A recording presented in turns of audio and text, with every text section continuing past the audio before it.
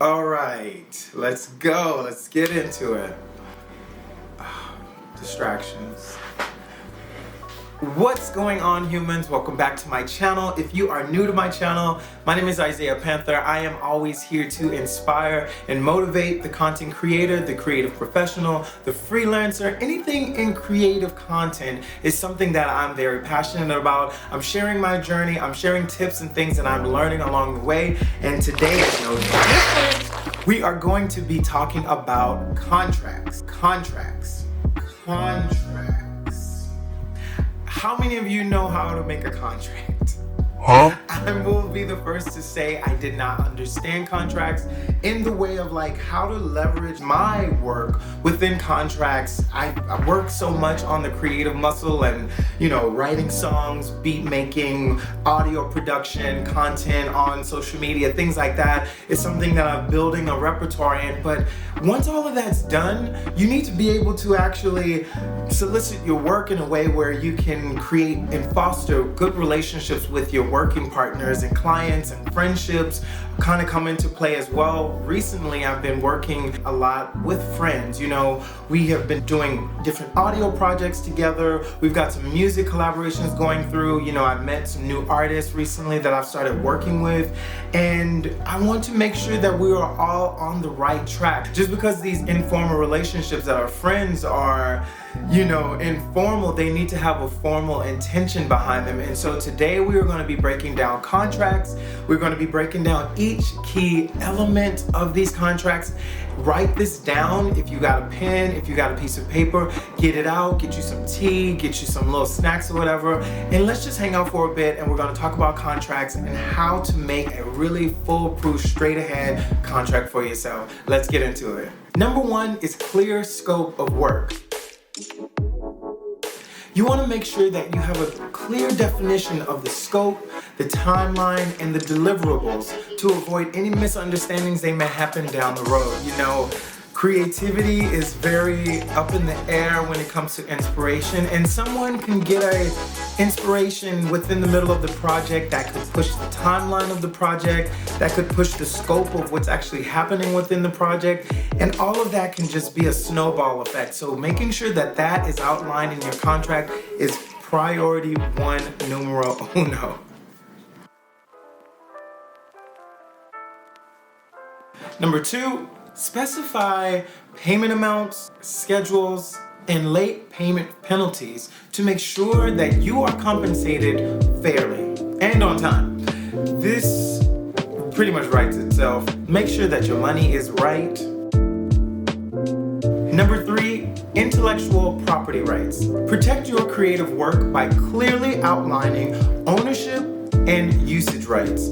When it comes to creativity, this section is very, very vital because people will steal people's work. People steal ideas. People take credit for things. You want to always know that you have an understanding of intellectual property rights. If I'm doing the recording, I own the recordings. If I am doing the writings, I own the writings. It definitely give an explanation as to what qualifies as intellectual property. Make sure that you are protected. Coming in at number four, we've got revisions and approval process. Establish a smooth workflow by setting clear understandings for revisions and approval processes and how it looks for each of you. You don't want to be going back and forth till the cows come home, working on the same thing over and over again because someone's not happy on this, someone's not happy on that. We didn't say, hey, 2 or 3 revisions and we're good, like make it count in those 2 or 3. But instead, we're going back and forth, and really it just furthermore clouds the scope and the understanding of the project when you do not have a revision or approval process put in place. Number 5, we've got confidentiality and non-disclosure clauses. Keep sensitive information safe by installing a confidentiality agreement. You do not want leaks or someone to get super happy and excited about sharing a piece of the project and they've shared it before you've actually even rolled the project out. It really puts a damper on the entire reason of coming together on the collaboration if you're gonna put out the project before it's actually even ready to go. So make sure you have confidentiality clauses or non-disclosure agreements in place if you want to keep your information safe. Number 6, we have termination clauses. Define the conditions for termination clauses for a fair resolution if things do not go as planned. Sometimes creative projects don't pan out from concept, they just aren't executed in a way that actually works out. And hey, you just sometimes have to cut it. You just sometimes have to cut your losses and make a move. But you want to make sure that your relationship is still intact, that you can retain that client if need be. So make sure that you have a termination clause so things can be handled in a fair way and both people can have a closure, right? You want a good closure. Number 7, we've got indemnification and liability. Protect yourself from any legal issues with clear liability provisions. You want to make sure that everything is clear. Number 8, we've got dispute resolution.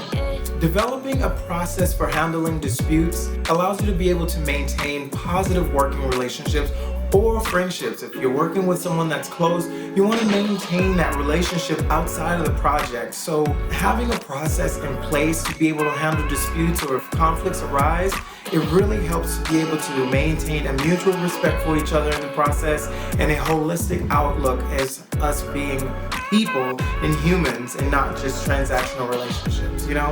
Sometimes you want to just sit at a coffee shop and talk about where things are and what went wrong or what the clear ideas are that are happening that maybe you've kind of gotten a little confused working through email or working through text or however. Things can get contextually messed up. If it gets into something that's a little bit more hairy with the client or something like that, maybe you will want to take more legal routes like mediation or arbitration. So definitely dispute resolution is an important factor to have inside your contract.